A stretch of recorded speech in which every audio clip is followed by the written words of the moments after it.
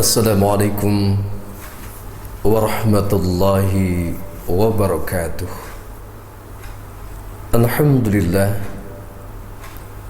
Alhamdulillahi rabbil alamin, wal aqibatu lil muttaqin. Asyhadu an la ilaha illallah wahdahu la syarika lah, wa asyhadu anna Muhammadan abduhu wa rasuluh.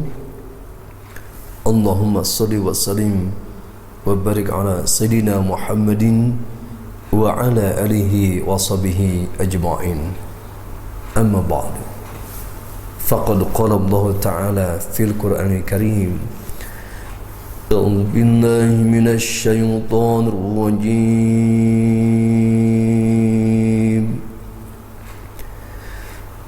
Bismillahirrahmanirrahim. Ya ayyuhan nasu kulu mimma fil ardi halalan tayyiban. كلوا مما في الأرض حلالا طيبا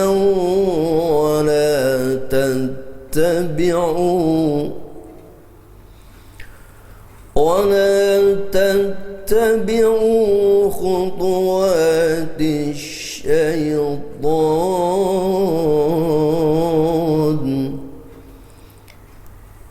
إنه لكم عدو مبين. إنما يأمركم بالسوء والفحشاء وأن تقولوا على الله ما لا تعلمون. صدق الله العظيم. Para pemirsa RTV yang dimuliakan Allah Subhanahu wa taala, alhamdulillahirabbil alamin, pada kesempatan yang berbahagia ini kita dapat berjumpa kembali dalam rangka mempelajari kitab suci Al-Qur'an dari kacamata ulumul Quran, dari kacamata ilmu Al-Qur'an, di mana pada kesempatan kali ini kita akan membahas masih seputar ya nida, yaitu ya ayuhan nas, panggilan kepada seluruh umat manusia.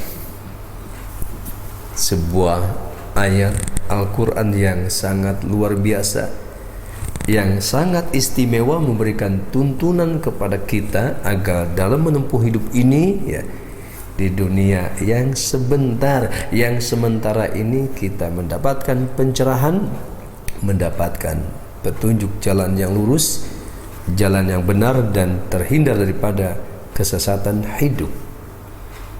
Di mana sebelumnya telah kita pelajari informasi terkait ya ayuhan nas pada surah Al-Baqarah ayat 21, yaitu Allah memerintahkan kepada seluruh umat manusia agar hanya beribadah dan menyembah kepada Allah Subhanahu wa taala, juga untuk mencapai ketakwaan kepada Allah Subhanahu wa taala.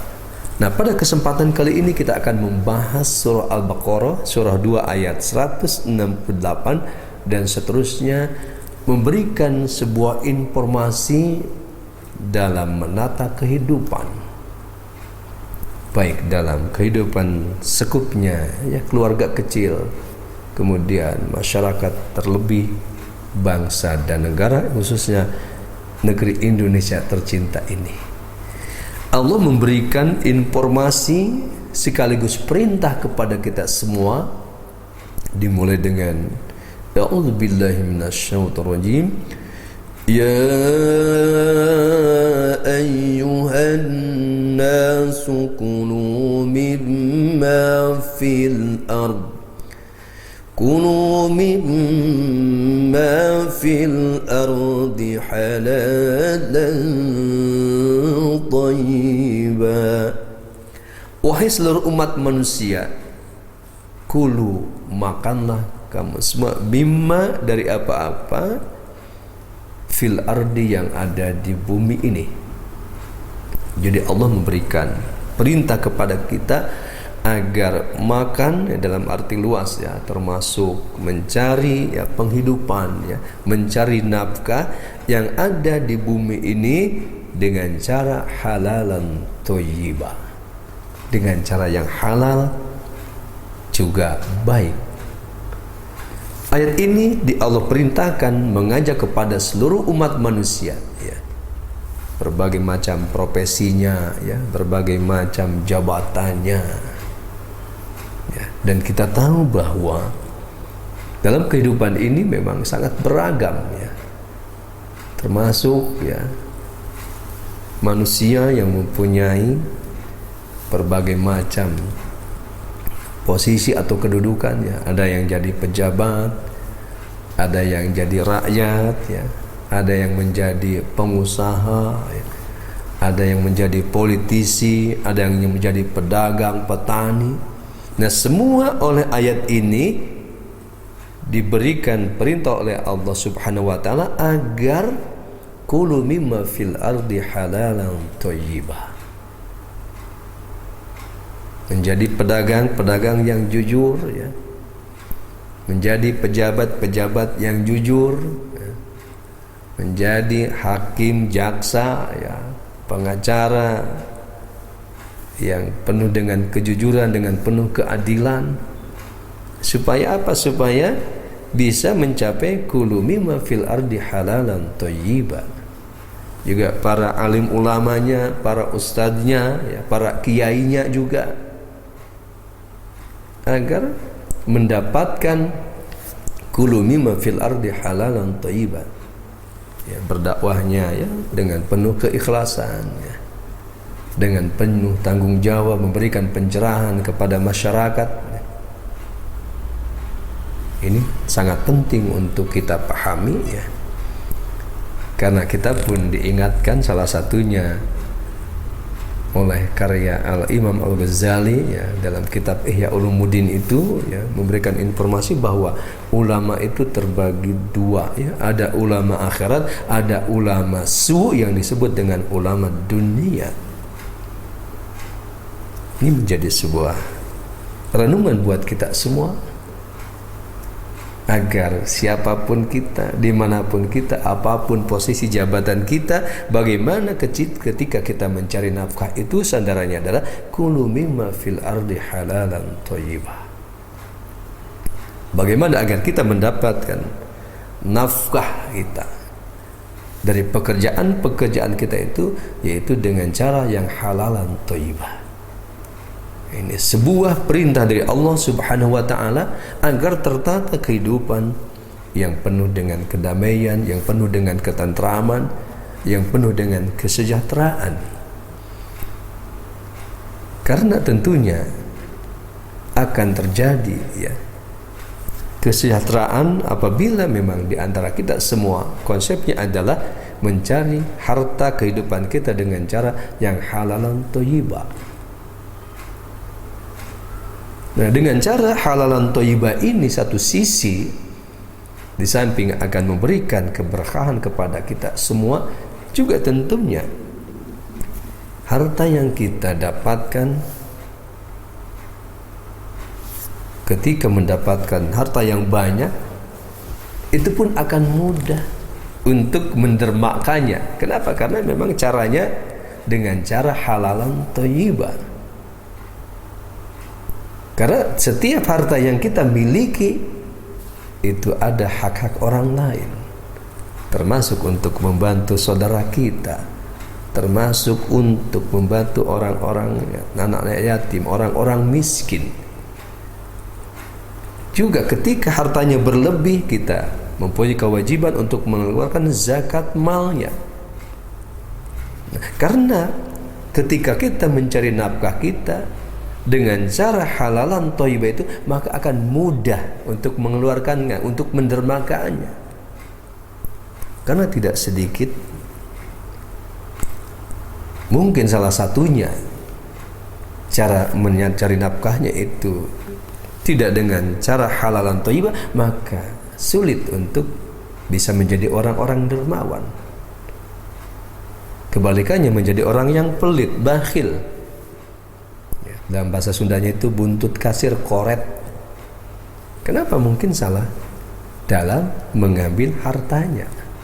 Tetapi insya Allah kalau memang harta yang kita cari itu dengan cara yang halalan thayyibah, dengan mudah tentunya kita pun akan mudah untuk membantu orang-orang lain untuk mendermakannya. Bahkan dalam surah Al-Baqarah ayat 172-nya itu diberikan informasi dengan memakan harta yang dari hasil yang halal thayyibah itu akan mudah bersyukur kepada Allah Subhanahu wa taala, dan itu dihitung bahwa kita itu benar-benar hanya beribadah kepada Allah Subhanahu wa taala.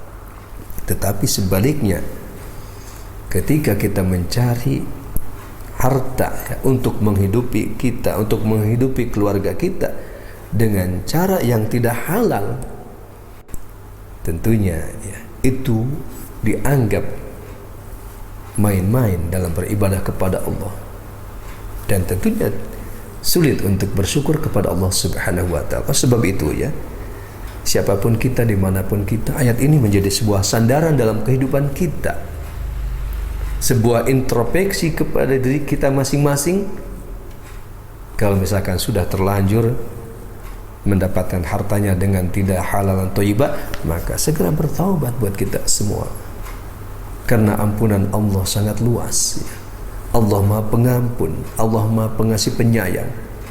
Kemudian kita kembali menata ulang ya, kita cari harta dengan cara yang halalan thayyibah.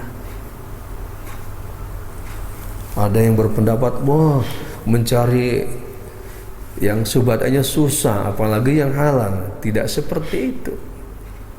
Karena Allah memberikan jaminan kepada kita semua ya, dalam yang real. Kalau kita renungkan, kalau kita pahami bahwa secara umum yang halal itu lebih banyak daripada yang Allah haramkan. Termasuk semua pekerjaan pun, kalau memang sandarannya adalah mengikuti syariat Allah, tuntunan Allah Subhanahu wa taala, dimanapun kita berada kita akan mendapatkan dengan cara yang halalan thayyibah.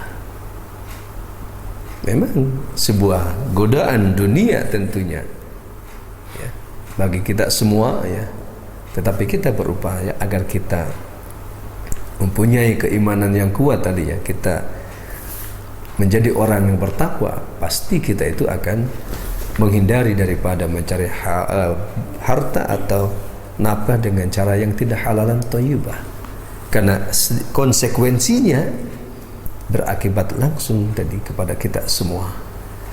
Kalau kita mencari harta dengan cara halalan thayyibah, otomatis hati kita menjadi tenang, hati kita menjadi tentram, hidup kita menjadi damai.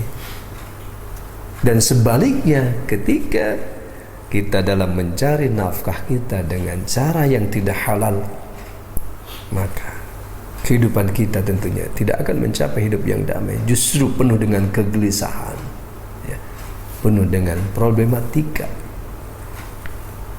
Hidup tidak tenang, tidur pun susah. Kenapa? Karena ini adalah konsep dasarnya ketika kita tidak mengikuti syariat Allah Subhanahu wa taala, yaitu dengan cara mencari harta kita, mencari nafkah kita untuk menghidupi keluarga kita, saudara-saudara kita itu dengan cara halalan thayyibah. Ini perlu kita renungan kembali supaya kita tidak tertipu dengan kehidupan dunia yang fana ini, yang sebentar ini, yang tidak lama. Otomatis kita berusaha agar kita tidak tergoda dengan kehidupan dunia. Oleh sebab itu dilanjutkan wala tattabi'u khutuwatis syaitan, dan janganlah kamu mengikuti langkah-langkah syaitan. Innahu, sesungguhnya syaitan, lakum, bagi kamu itu aduwwum mubin, musuh yang nyata. Artinya syaitan itu selalu membujuk, merayu kita agar menghalalkan segala cara. Itu salah satu contohnya. Kebalikan daripada halalan thayyibah. Misalkan mencari hartanya ya dengan jalan korupsi, dengan jalan menzolimi orang lain, dengan cara merampas-rampas hak-hak orang lain. Itu adalah langkah-langkah syaitan. Oleh sebab itu kita sebagai orang yang beriman, sebagai anas makhluk sosial, yang kita memahami konsep-konsep yang Allah ajarkan melalui kitab suci Al-Quran, kita praktekkan semampu kita. Kita terima yang Allah berikan kepada kita, tetapi kita tetap berupaya agar kita bekerja keras ya, sesuai dengan kemampuan kita masing-masing. Kemudian Allah juga menjelaskan melalui ayat surah Al-Baqarah ayat berikutnya 169, innama ya'murukum bis-su'il wal fahsya, dan sesungguhnya setan itu selalu menyuruh kami untuk berbuat kejahatan-kejahatan dan perbuatan yang keji. Wa an taqulu 'ala Allahi ma la ta'lamun, dan selalu kamu mengatakan atas nama Allah apa-apa yang kamu tidak ketahui. Nah, dalam konteks ayat ini juga diberikan informasi penegasan bahwa syaitan termasuk bala tentaranya itu selalu menyuruh kepada manusia untuk berbuat kejahatan-kejahatan, untuk berbuat perbuatan-perbuatan keji, dan mengatakan ya atas nama Allah itu apa-apa yang tidak diketahui. Tentunya ayat ini memberikan informasi kepada kita semua sebagai muslim, sebagai orang beriman, sebagai orang bertakwa, agar kita betul-betul hati-hati terhadap jebakan-jebakan, terhadap ranjau-ranjau yang disampaikan oleh syaitan dalam rangka menjerumuskan manusia, yaitu jauh dari jalan Allah Subhanahu wa ta'ala. Para pemirsa RTV yang dimuliakan Allah Subhanahu wa ta'ala, kembali menjadi sebuah renungan buat kita. Kenapa ya di mana-mana terjadi kejahatan, kemungkaran, termasuk salah satu penyakit yang akut ya, khususnya konteks Indonesia, yaitu korupsinya masih besar, kemudian narkobanya juga. Ini tentunya harus kita pikirkan semua, karena itu adalah termasuk lingkaran, yaitu perbuatan-perbuatan setan. Bagaimana setan akan menjerumuskan manusia menjadi orang yang korupsi misalkan, menjadi orang-orang yang selalu ya berbuat kejahatan-kejahatan ya, termasuk mengerjakan perbuatan-perbuatan yang keji ya, termasuk menjual narkoba ya, prostitusi ya. Itu bagian-bagian daripada kejahatan-kejahatan dan perbuatan-perbuatan keji.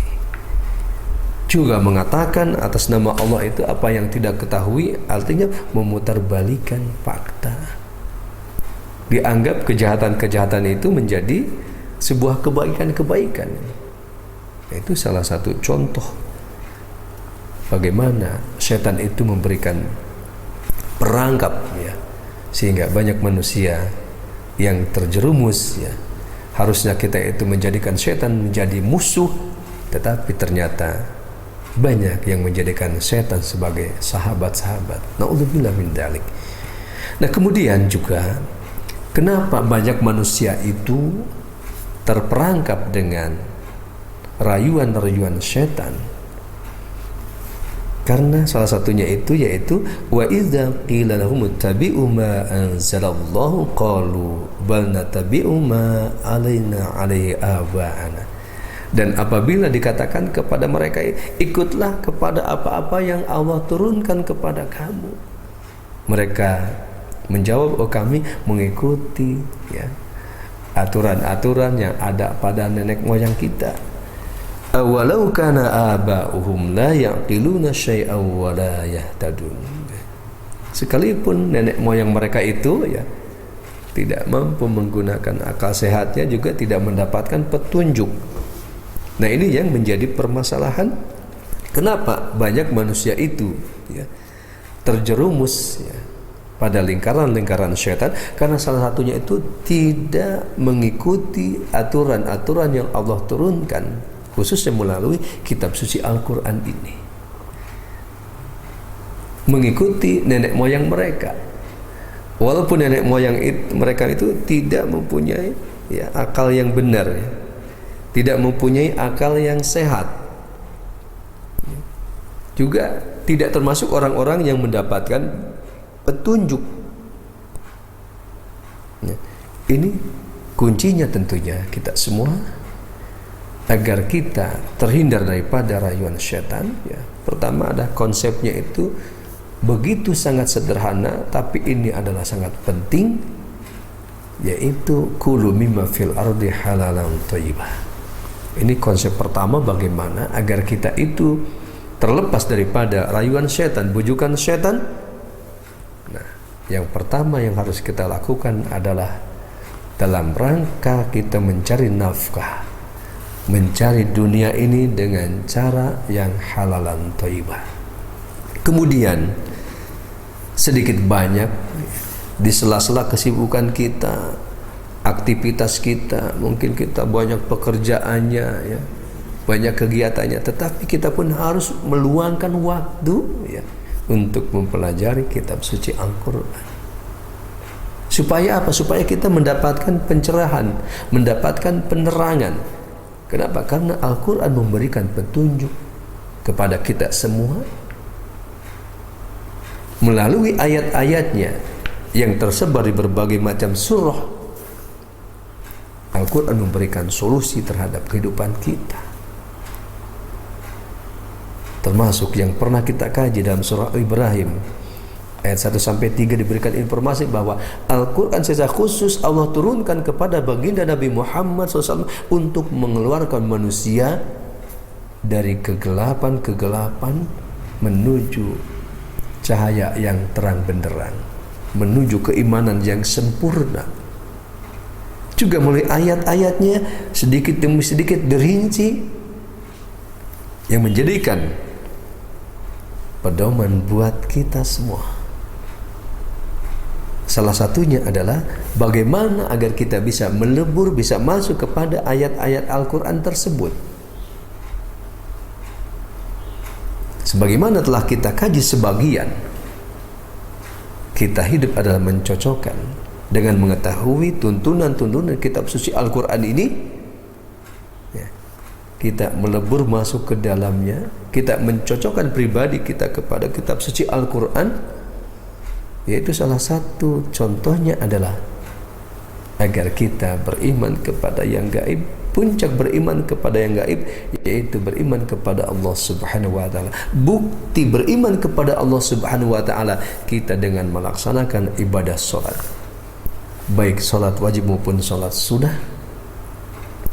Salat wajib dan sunnah tersebut mempunyai kualitas mampu mencegah perbuatan daripada perbuatan keji dan mungkar, juga menumbuhkan dari ibadah salat kita itu termasuk kita menjadi orang yang mempunyai kepedulian terhadap kehidupan sosial, sehingga ketika kita diberikan harta lebih, kita pun mendermakan harta kita untuk menolong, membantu orang-orang yang membutuhkannya. Juga beriman kepada kitab suci Al-Quran. Al-Qurannya baca, Al-Qurannya kita pahami, kemudian amalkan dalam kehidupan. Juga kita yakin terhadap adanya hari akhirat, sehingga kita pun berupaya agar kita mempersiapkan diri kita, memperbanyak amal ibadah kita ya, baik yang berkaitan dengan perbuatan-perbuatan yang mahdoh ya, yaitu langsung berkaitan dengan ibadah kepada Allah Subhanahu wa taala, juga dengan kehidupan sesama manusia. Juga salah satunya ciri ya, orang yang akan mendapatkan ampunan Allah, rahmat Allah ya, surganya Allah, salah satunya adalah yaitu orang-orang yang termasuk banyak beristighfar kepada Allah, banyak memohon ampun kepada Allah pada waktu sahur. Yang telah kita bahas yang terkait dengan 3 hadiah Allah Subhanahu wa taala. Yang akan meraih hadiah Allah itu adalah di antaranya orang-orang yang wal mustaghfirina bil asar, yaitu orang-orang yang selalu memohon ampunan kepada Allah pada waktu sahur dikala kebanyakan manusia terlelap tidur nyenyak, kita bangun mengambil air wudu, kita sholat 2 rakaat, 4 rakaat, sekian rakaat, kemudian setelah itu kita perbanyak mohon ampunan dan istighfar kepada Allah dengan istighfar yang pendek, istighfar yang sedang, yang panjang, terserah kita semua. Yang penting kita adalah termasuk orang-orang yang selalu mohon ampunan kepada Allah pada waktu sahur. Ini adalah sebagian tuntunannya yang disampaikan melalui kitab suci Al-Quran agar kita semua terlepas daripada godaan-godaan syaitan. Itu terkait sekali. Yang paling pokok adalah kulu mimma fil ardi halalan thayyibah, yaitu apa yang kita makan, ya, apa yang kita berikan kepada keluarga kita, kepada istri kita, kepada anak-anak kita, kepada saudara-saudara kita dengan cara halalan thayyibah. Karena ada dalam sebuah riwayat, satu suapan kita makan daripada harta yang haram, maka 40 malam doanya tidak diterima. Ini sebuah pukulan tentunya buat kita, sebuah renungan buat kita agar kita betul-betul berhati-hati, ya, dalam mengkonsumsi makanan minuman. Pastikan secara halalan thayyibah. Mudah-mudahan kita semua tentunya, ya, khususnya para pemirsa RTV yang dimuliakan Allah Subhanahu wa taala, mengambil pelajaran penting, ya, pada surah Al-Baqarah, ya, terkait ya nida ya ayuhan nas, ya, agar kita terus berupaya, ya, mengembangkan karir kita, ya, mengembangkan, ya, kemampuan pekerjaan kita, tetapi sandarannya adalah halalan thayyibah. Kemudian di samping sela-sela kegiatan kita, aktivitas kita, ya, kegiatan-kegiatan kita mungkin banyak, tetapi kita pun tetap kita luangkan untuk memperbanyak ibadah kepada Allah Subhanahu wa taala juga, ya. Di samping melaksanakan ibadah kepada Allah Subhanahu wa taala dengan melaksanakan ibadah salat wajib, salat sunnah, mungkin zikir kepada Allah dengan memperbanyak istighfar, membaca banyak sholawat. Kemudian juga, ya, kita berupaya di sela-sela kesibukan kita, berikanlah 10-15 menit, ya, setiap salat untuk terlebih dahulu membaca kitab suci Al-Quran. Dan konsep setiap menjelang tidur kita, bacalah 1-2 ayat Al-Quran berikut terjemahnya. Kemudian kalau ada tafsirnya lebih bagus lagi, ya, kita pindahkan ke buku besar kita menjadi sebuah pelajaran, ya, menjadi sebuah kenang-kenangan nanti untuk anak cucu kita, bahwa kita meninggalkan bekas-bekas perbuatan yang sangat luar biasa, yaitu kita termasuk orang yang tekun di dalam mempelajari kitab suci Al-Quran, di mana sebuah jaminannya dari Allah Subhanahu wa taala, bahkan Allah akan memasukkan, ya, ke dalam surga, ya, yaitu salah satunya ada dengan wasilah perantaraan kita rajin membaca kitab suci Al-Quran, sebagaimana dijelaskan pada sebuah riwayat, man kana rajulika Allah fal yukrim ahlallah. Barang siapa yang ingin berjumpa dengan Allah, bertemu dengan Allah, yaitu hidup di dunia dengan penuh ketenangan, kedamaian, dan kelak di akhirat dimasukkan ke dalam surganya, fal yukrim Allah, maka muliakanlah ahli Allah. Kemudian sahabat bertanya kepada Rasulullah, halillahi azza wa jalla ahlun, wahai Rasulullah, apakah Allah mempunyai ahli? Na'am, ahlullah fid dunya alladzina yaqra'ul Qur'an. Ahli Allah di dunia adalah orang-orang yang selalu istiqomah, selalu memperbanyak membaca kitab suci Al-Quran. Mudah-mudahan kita semua dapat mengambil pelajaran, khususnya pada uraian surah Al-Baqarah ayat 168 sampai 170, ya, sebagai kajian khusus, yaitu panggilan kita sebagai anas, sebagai manusia makhluk sosial. Kita berupaya mengikuti tuntunan ayat ini, sehingga pastikan kita mencari nafkah dengan cara halal dan thayyibah, dan kita termasuk tidak mengikuti langkah-langkah setan, karena setan merupakan musuh yang nyata bagi kita semua. Mudah-mudahan kita berharap Allah Subhanahu wa taala selalu memberikan tuntunan bimbingan kepada kita melalui rangkaian kitab suci Al-Qur'an. Terima kasih. Assalamualaikum warahmatullahi wabarakatuh.